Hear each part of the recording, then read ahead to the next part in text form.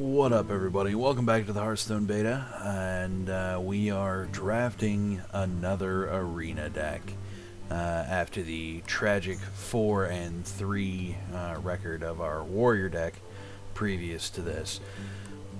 So these are our choices right here. In all honesty, I think I think the choice that most interests me here is a Paladin deck. So I think we're going to do that. Alright, so first choice, let's see, draw a card and deal damage equal to its cost. Very RNG right there. Not a huge fan of the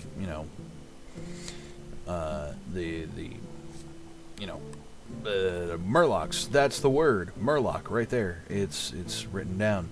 I should read that. And then Pyromancer. Pyromancer can be interesting. Takes himself out after 2 spells. So, in all honesty, I think we take the Pyromancer here, just to have that early play.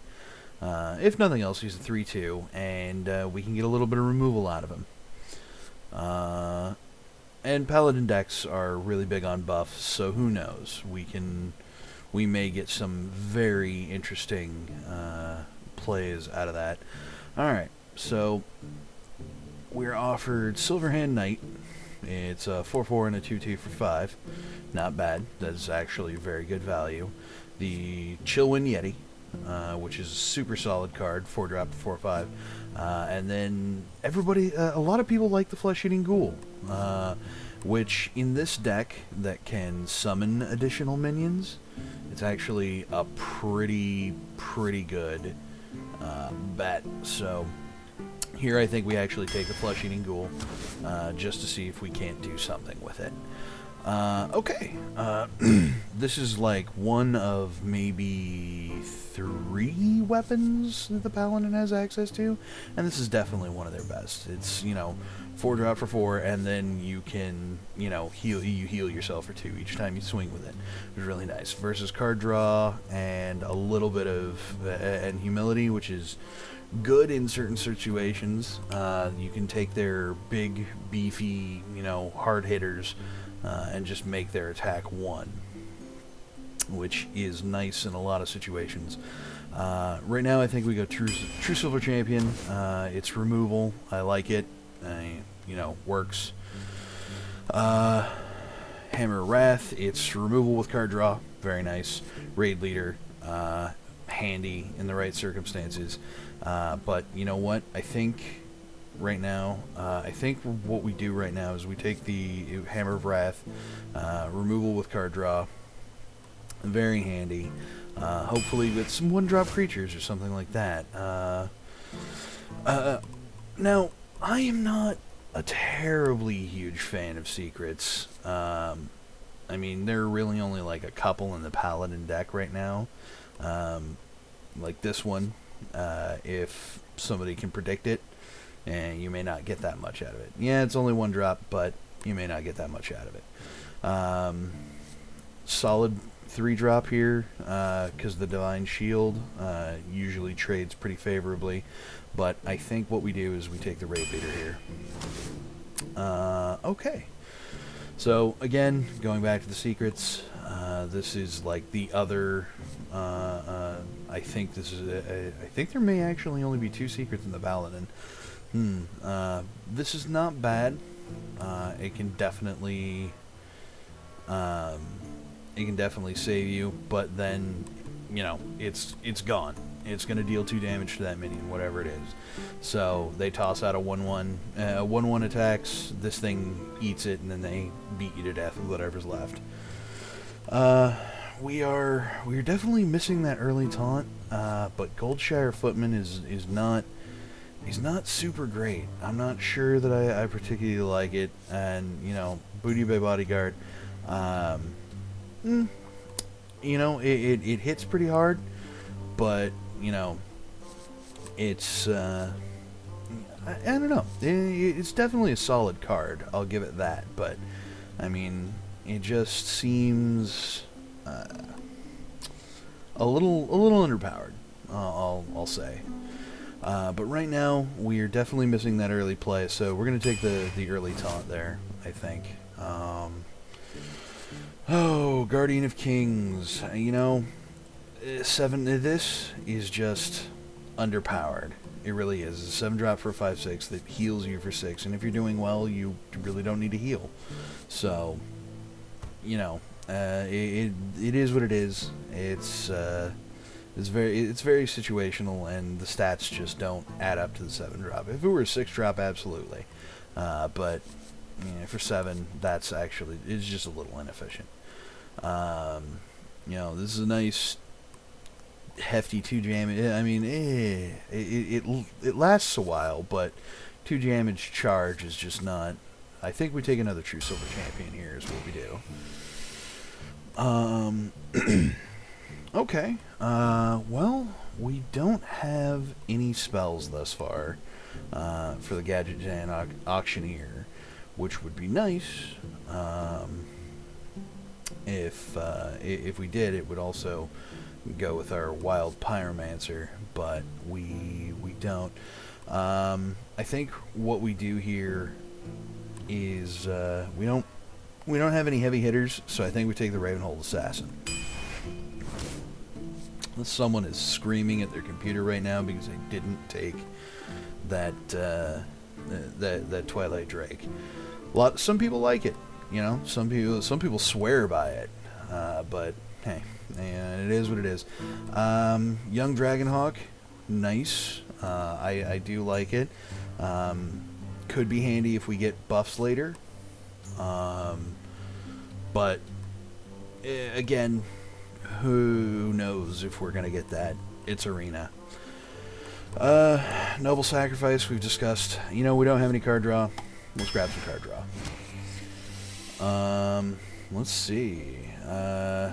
No guarantee. I mean, this relies on your opponent having weapons. You can never really rely on that in the arena. You never know who you're gonna face. This could be nice. Aldor Peacekeeper. It's like humility with a creature attached. And then Knife Juggler. Knife Juggler, fairly handy. If you can play some stuff behind it, you get a little RNG removal, which can be really, really good. But I think we take the Aldor Peacekeeper here. Really nice to get that 3/3 drop for 3, and then, you know, change one of their minions' attack to 1. Okay, Argent Protector. That is really hard to argue with. You know, 2/2 for 2 and shield another minion. Brilliant. This is a good solid card. It's you know, 7 points in stats for 3, so can't really argue in that. You know, you can't really argue that point. Versus another Hammer Wrath, more removal and card draw. Oh, I guess I did have a spell out there. But yeah, I think we take Argent Protector here because there are some really nice plays. Help us maintain board control. Of course, then this will do the same and give us some card draw. That is a very tough choice. But you know what? I'm going to err on the side of having an additional creature on the field. Okay. Divine Favor, really nice. That should basically cover all of our card draw. Questing Adventurer can also be really nice. But both of these cards are actually really good and kind of bullet magnety.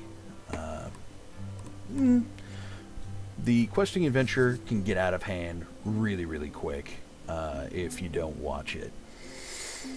Some people swear by him, so, you know, Pint-Sized Summoner, pretty good. It's not as cool as it used to be. This used to be a 2. Used to discount your first one by 2, so it used to be super powerful, but it's still a very solid card. 2/2 for 2 and discounts your first creature in every turn. Can't really argue with it. You know, in all honesty, we have those 2 Hammer of Wraths, and a Novice Engineer. I think we go Questing Adventurer here. Okay, so, oh, I guess there is a third secret. You know, Redemption can save a minion. Not horrible, but, it's, again, secrets are secrets rely on your opponent doing something, so they're hardly reliable, if that makes sense to you. You know, and I would prefer to take something that allows me to maintain control as opposed to hoping to get my opponent to activate my trap card, as it were. So, here, actually, I think we're going to take the Booty Bay Bodyguard. We passed on him last time. He is a solid creature, and, you know, so we're taking him now. Here, I think we go Amani Berserker. Yeah. That might happen. Well, yes, Amani Berserker. Amani Berserker it is. Well, this is a really easy choice. Murlocs in... I mean, no. I have no other Murlocs in the deck, and so this is, you know, probably only going to buff my opponent. You know, okay, it's 2 damage charge play. So I guess he's as good as removal. I guess we get more card draw, though. Okay, alright, here we go. We're good on card draw, so I don't think we need Cult Master. Priestess Saloon, not huge fan of it. 5/4 with a 4-point heal, 6 drop. Blessing of Kings, oh man, Blessing of Kings. Blessing of Kings can turn some stuff around right quick. 4 extra attack, 4 extra health on a creature. Amazing. So Blessing of Kings goes in the deck. What else we got here? Oh, okay. So we're good on card draw. I think we're pretty good on the early plays right now. You know, Amani Berserker, Ardent Protector, Novice Engineer, Wild Pyromancer. Yeah. So our early game is decently strong right now. What we need is some solid creatures. Frostwolf Warlord could be okay, especially in a deck where we can, you know, for 7 mana we can reasonably make this a 5/5, because we can get we summon creatures as our hero power. We summon 1/1, you know, soldiers. However, 4/4 for 4 and give somebody else 2 attack is amazingly solid. I love the Dark Iron Dwarves, so I think we go that direction right now. Well, we could do Thrallmar Farseer. It opens up the Blessing of Kings Thrallmar, you know, play. But you know, Argent Protector still pretty nice. You know, can make some really favorable trades on other creatures that, you know, with that Divine Shield. In all honesty here, oh man, I think we may, I mean, anytime you see something with Wind Fury, it becomes super bullet magnet. So who knows? But you know, I think we take another Argent Protector here. Okay. These two, not bad. We don't have a whole lot of taunt. Mogashan Warden could be a good solid choice here. Of course, we don't have a whole lot of 1-drops either. And this could be good for that one point, you know, plink that makes the difference, makes it so we can favorably trade. And there we go, Light's Justice. Okay. So, Imp Master, maybe not. Crazed Alchemist can be handy in certain situations. Really can. So, you know. Especially, you know, in those situations where you run up against like a Mogashan Warden or something, you can turn it into a 7/1, throw a 1/1 at it, and be done with it. But Honestly, I think we take Divine Favor here, just in case we get into a situation where we're up against a Warlock, or, you know, somebody who has a serious card advantage on us. This is 3 mana, negates card advantage. Blessing of Might, very nice. Fin Creeper gives us some taunt that we are definitely lacking. Blessing of Wisdom, we have more than enough card draw right now, so I think we're good on that. I think we take the Fen Creeper here just for the extra taunt. Okay, so Brewmaster gets us our creatures back. Ironfur Grizzly, nice mid-game drop with a taunt. But you know what? I think we're going to take the Brewmaster here. It's a solid creature. It'll let us do something, you know, make use of our battle cries, like in our Argent Protector and stuff like that. You know, if our questing adventurer is about to go down, or, you know, maybe we even return the Acolyte of Pain or the Flesh-Eating Ghoul or something like that. Or Ravenhold Assassin, you know. Return him, and then the round after, drop him again, so his stealth kicks back in. A lot of plays you can do with the Ancient Brewmaster, with the Brewmasters in general, but this guy's actually a very solid drop on top of all that, so we're going to pick him. Okay. You know, if this were a Hunter deck, wouldn't be a bad card. It's a solid card. It's a 3-2 for 2. I really like it. But this guy over here comes with a buff. We already talked about Priestess Walloon. Not really in my favored, you know, spot. So Direwolf Alpha, into the deck you go. Alright, offered that Blessing of Wisdom again. Still have plenty of card draw, in my opinion. I still don't think we need it. Corehound. Corehound is nice. Gives us some late game, you know, hittery, but when you're in that late game, you know, there's a lot of things that can remove a 5 health creature really simply. That being said, we kind of lack that smack you in the face capability. So I think we pick the Corehound. Alright, so Mind Control tech could be handy. Super situational, but it could be handy. You know, if they manage to, you know, super outnumber me, which is a little hard to do sometimes, because Paladins, again, putting creatures on the field is their power. But then there's Argent Commander. Argent Commander almost always trades favorably. You know, he's got Charge, Divine Shields, 4/3 for 6. It's actually he's a really solid card. So I think we go Argent Commander here.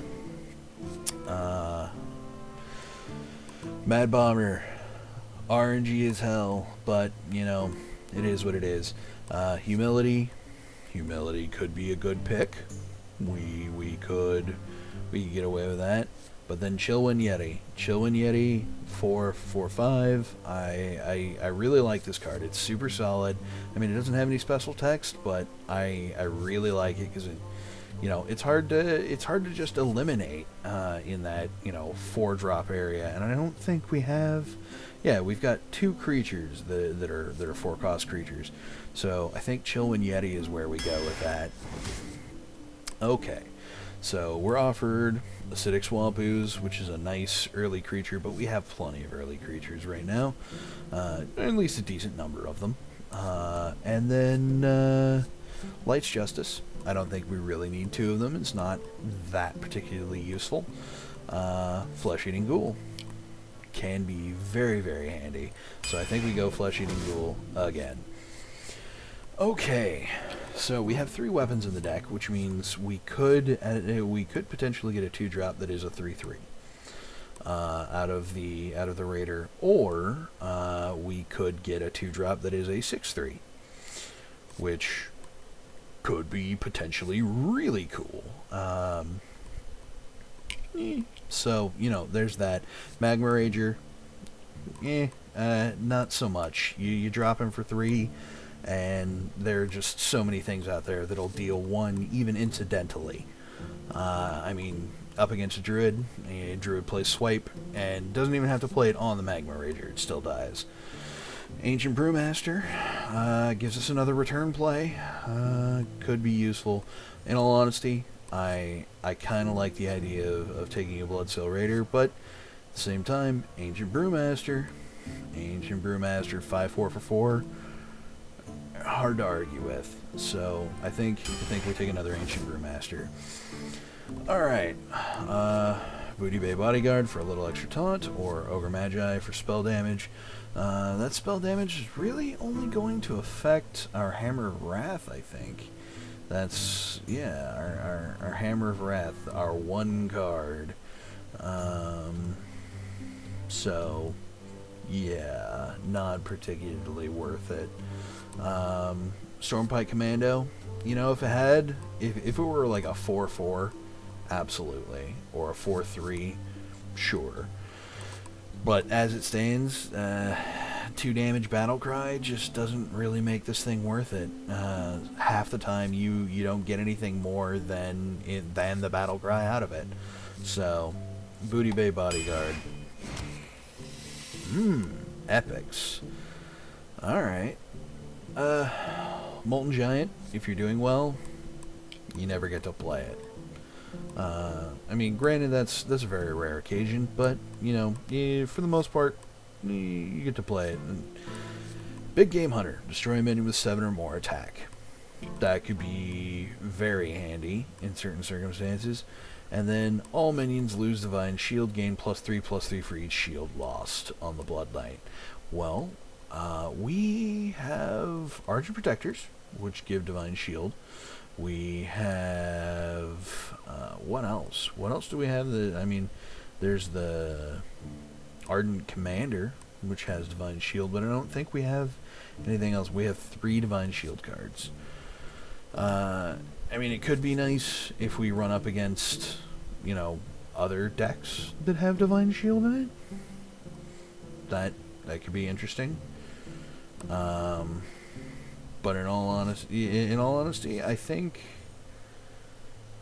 actually, you know, Blood Knight could be a thing.